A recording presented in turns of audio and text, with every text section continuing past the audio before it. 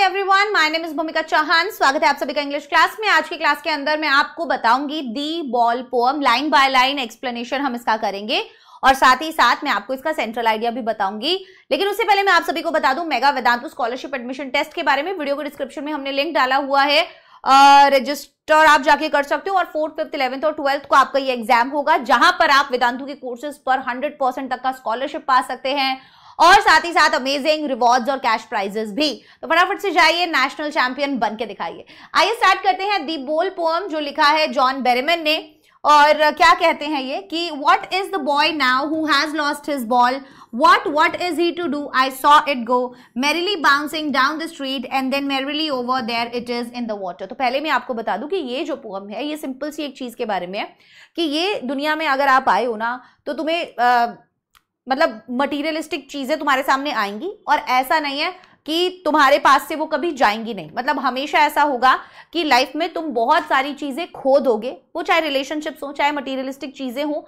तो हर एक इंसान को ये चीजें ना सीखनी पड़ती हैं। जब इंसान पहली बार कुछ खोता है तो वो जो इनोसेंस है वो खत्म हो जाती है और अब वो एक मैच्योर एज की तरफ आगे बढ़ जाता है।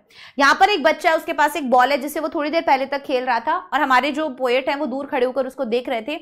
उन्हीं के सामने उसकी बॉल जो है वो एक पानी में जाकर गिर गई। अब वो बच्चा जो है बहुत ही उदास होकर अपनी बॉल को दूर खड़ा होकर देख रहा है। अब वो जॉन बेरेमन कह रहे हैं कि यार मैं चाहूं तो उसको कंसोल कर सकता हूं, पर मैं नहीं करना चाहता क्योंकि मैं ये चाहता हूं देखे कि भाई ये जो बच्चा है इसको समझ में आए कि अब लाइफ में ऐसा होगा, आगे आगे ऐसा होगा, चीजें जो प्यारी हैं वो दूर जाएंगी और ये हर एक इंसान को समझना पड़ता है, तुझे भी समझना पड़ेगा। ये इस पोएम के अंदर बात कही जाएगी। अब हम जानते हैं लाइन बाय लाइन, ठीक है।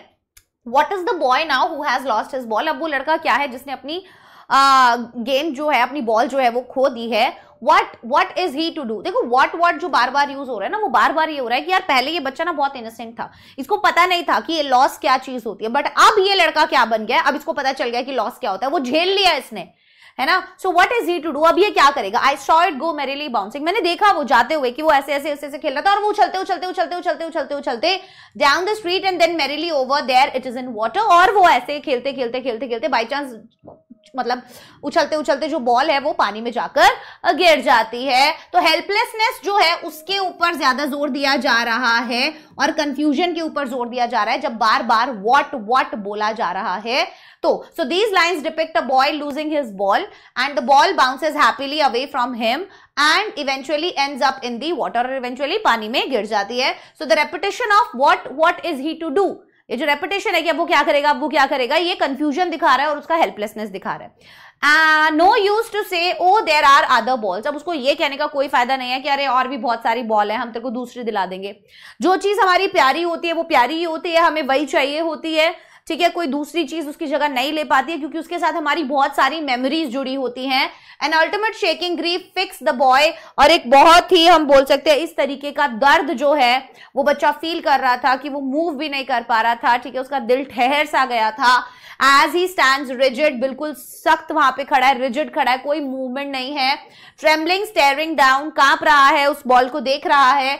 All his young days into the harbour where his ball went. और उसकी सारे यादें, ऑल इज यंग डेज मतलब उस बॉल के साथ जितनी भी जुड़ी हुई यादें थी वो उस पानी में बॉल के साथ चली गई हैं और अब वो वहां पर उनको याद कर रहा है। So the boy is experiencing deep grief, standing still and trembling as he looks at the water where his ball has gone. So the phrase all his young days का मतलब है that the boy is reminiscing about his past experience with the ball. जो भी उसके past experience थे उस ball के साथ कि वो कितने मजे से खेला करता था, वो सब चीजें याद कर रहा है। I would not intrude on him a dime, another ball is worthless. Now he senses first responsibility in a world of possessions. People will take balls will be lost always, little boy, and no one buys a ball back. Money is external. Simple सी एक बात कह रहे हैं कि भाई I would not intrude on him, मैं जाके दखल अंदाजी नहीं दूंगा। मैं चाहूं तो उसको जाके कंसोल कर सकता हूं, पैसे दे सकता हूं, नई बॉल लाके दे सकता हूं, पर मैं ऐसा नहीं करूंगा।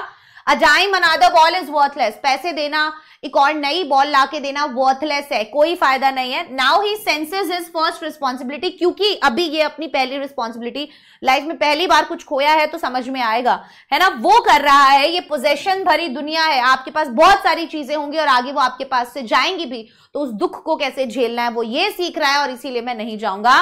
सो people will take balls will be lost always. लोगों के पास बॉल होंगी, ठीक है, वो खोएंगी भी, आपसे छीनी भी जाएंगी, ठीक है।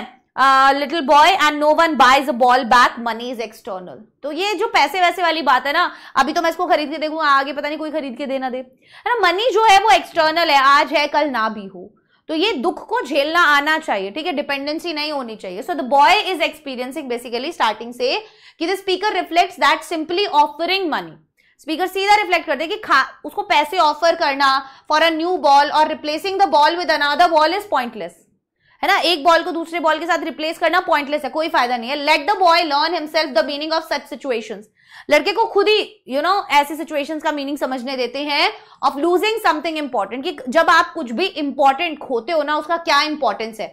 So the boy is experiencing his first encounter with responsibility. अब ये लड़का जो है वो यहां पर पहला अपना एनकाउंटर जो है वो फेस कर रहा है ना, कि भाई पहली चीज जो है उसको क्या फेस कर रहा है, वो सबसे पहले क्या खोया है उसने, वो चीज, वो एक्सपीरियंस वो फेस कर रहा है। सो इसीलिए अब वो क्या नहीं करना चाहते हैं, उसको डिस्टर्ब नहीं करना चाहते हैं, ठीक है। The boy is experiencing a significant moment of growth, realising that possessions are transient and sometimes irreplaceable, कि इररिप्लेसेबल होते हैं भाई ये, ठीक है ना, आप नहीं कर सकते हो इनको change. So balls will be lost always, ये जो बार बार रिपीट कर रहे हैं, ये वो बता रहे हैं कि ये सब चीजें अनअवॉइडेबल हैं, लॉस अनअवॉइडेबल है, ठीक है, एंड पोजेशंस जो भी हैं आपके पास, जो भी चीजें वो एक दिन आपसे छीन ली जाएंगी। So he is learning well behind his desperate eyes the epistemology of loss, how to stand up, knowing what every man must one day know and must know many days how to stand up. So he is learning, वो सीख रहा है well behind his desperate eyes, है ना। वो उसकी आंखें जो है बहुत काफी डेस्परेट दिख रही है इस टाइम पे, उसको वो बॉल चाहिए थी, वो उसको दुख दर्द फील हो रहा है। द एपिस्टेमोलॉजी ऑफ लॉस, कि भाई ये लॉस क्या चीज है, सिस्टम समझ रहा है लॉस का, ठीक है, कि क्या होता है लॉस, वो प्रोसेस समझ रहा है वो, हाउ टू स्टैंड अप, कैसे मुझे अब खड़े होना है, इससे उभरना है, knowing what every man must one day know, वो समझ रहा है जो हर एक आदमी को एक दिन समझना ही पड़ता है इवेंचुअली।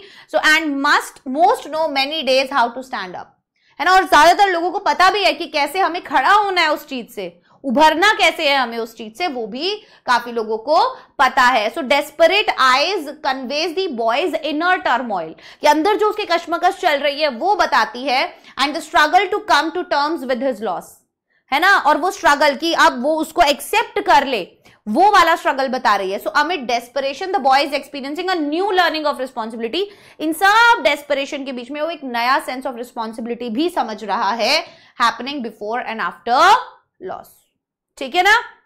तो ये थी हमारी पोएम आज की, द बोल पोएम। इसका सेंट्रल आइडिया बच्चों ये रहा, आप इसका स्क्रीनशॉट ले सकते हैं, वो सारी बातें हैं जो हमने एक साथ यहाँ पर लिख दी हैं। मैं आशा करती हूँ आज की एक क्लास आप लोगों को पसंद आई होगी।